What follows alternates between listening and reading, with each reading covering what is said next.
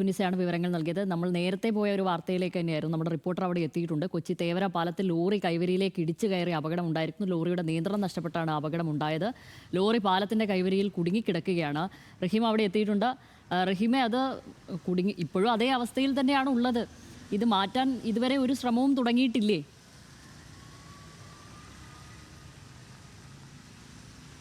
ശ്യാമിലി, ഇതുവരെയും മാറ്റാനുള്ള ശ്രമങ്ങൾ ആരംഭിച്ചിട്ടില്ല. പക്ഷേ ഇവിടെ പോലീസും അതോടൊപ്പം തന്നെ ഫയർഫോഴ്സും എത്തിയിട്ടുണ്ട്. നമുക്ക് ആ ദൃശ്യങ്ങളിൽ നിന്ന് തന്നെ വ്യക്തമാണ് ലോറിയുടെ ക്യാബിൻ പൂർണ്ണമായും കായലിലേക്ക് മുഖം കെട്ടി നിൽക്കുകയാണ്. കാരണം ഈ കൈവരി പൂർണ്ണമായും ഇടിഞ്ഞ് പോയിട്ടുണ്ട്. ഈ വാഹനത്തിന്റെ അകത്ത് നമുക്ക് ഏതാണ്ട് ഒരു വേസ്റ്റ് ആണെന്നാണ് മനസ്സിലാക്കുന്നത്. ഈ കല്ലും മണ്ണും ഒക്കെയുള്ള വേസ്റ്റ് ആണെന്നാണ് മനസ്സിലാക്കുന്നത്.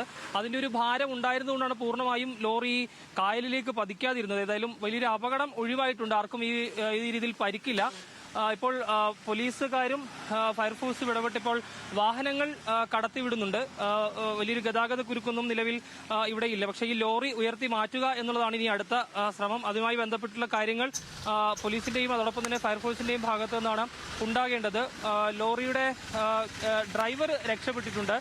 രാവിലെ ഏതാണ്ട് ഒരു അരമുക്കാൽ മണിക്കൂർ മുമ്പാണ് ഈ ഒരു അപകടം നടന്നതെന്നാണ് നമുക്ക് മനസ്സിലാക്കുന്നത്. ഈ വാഹനം തോപ്പുംപടി ഭാഗത്ത് നിന്ന് തേവര ഭാഗത്തേക്ക് വരികയായിരുന്നു. ആ സമയത്ത് ഈ വാഹനത്തിന്റെ പിന്നിൽ മറ്റൊരു വാഹനം തട്ടുകയും അതോടൊപ്പം തന്നെ നിയന്ത്രണം വിട്ട് ഈ വാഹനം കൈവരിയിലേക്ക് ഇടിച്ചു കയറുകയുമായിരുന്നു എന്നുള്ളതാണ് നമുക്ക് ഇവിടെ നിന്ന് ലഭ്യമാകുന്ന വിവരം. ഏതായാലും വാഹനം ഇപ്പോഴും ഏതാണ്ട് പാലത്തിന്റെ കൈവരിയിൽ തന്നെ കുടുങ്ങിക്കിടക്കുകയാണ്.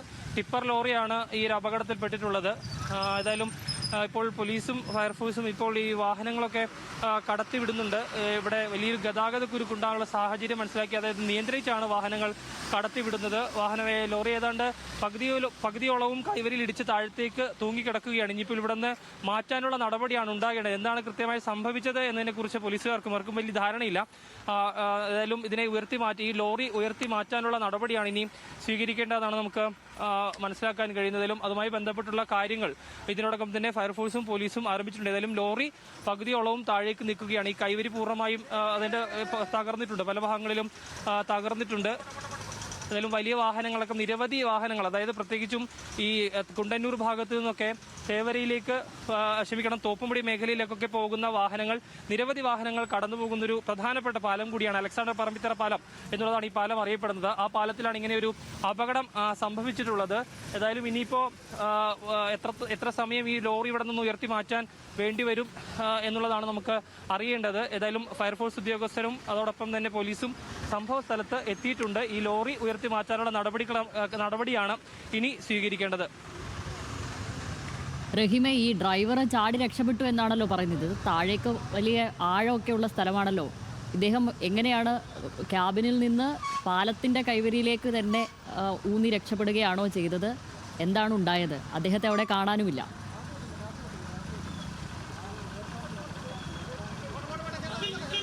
നമ്മളിവിടെ വന്നപ്പോൾ അദ്ദേഹത്തെ അന്വേഷിച്ചു, പക്ഷെ അദ്ദേഹത്തെ ഇവിടെ കാണാൻ കഴിഞ്ഞിട്ടില്ല. എനിക്ക് ആ ദൃശ്യങ്ങൾ ഒന്ന് കണ്ടാൽ മനസ്സിലാകും. കാരണം വലിയ ആഴമുള്ള കായലാണ്. തൊട്ടപ്പുറത്ത് നമുക്കറിയാം ഷിപ്പ്യാർഡ് ഒക്കെ ഉള്ള സ്ഥലമാണ്. ഈ വലിയ ആഴമുള്ള മേഖല കൂടിയാണ് ഈ ഒരു സ്ഥലം. അതുകൊണ്ട് തന്നെ ഇവിടെ നിന്ന് താഴേക്ക് പതിച്ചാൽ അത് വലിയൊരു അപകടമാകും ഉണ്ടാവുക. ഏതായാലും ആ ഒരു അപകടം ഉണ്ടായില്ല എന്നുള്ളത് വലിയൊരു ആശ്വാസമാണ്.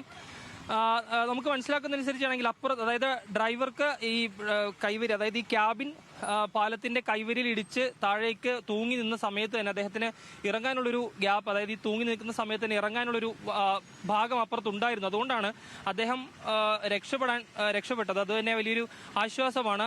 അദ്ദേഹത്തെ നമ്മൾ ഇവിടെ നിന്ന് അന്വേഷിച്ചാണ്, പക്ഷെ അദ്ദേഹത്തെ കാണാൻ കഴിഞ്ഞില്ല. ഏതായാലും ഈ ലോറി ഇപ്പോഴും ഇങ്ങനെ തന്നെ ഇവിടെ തുടരുന്നൊരു സാഹചര്യം നിലവിലുണ്ട്. ഇനിയിപ്പോൾ ക്രെയിൻ ഉൾപ്പെടെ എത്തിച്ചുകൊണ്ടായിരിക്കും ഒരുപക്ഷെ ഇതിനെ ഉയർത്തി മാറ്റാനുള്ള നടപടിയിലേക്ക് കടക്കുക എന്നുള്ളതാണ് മനസ്സിലാക്കുന്നത്.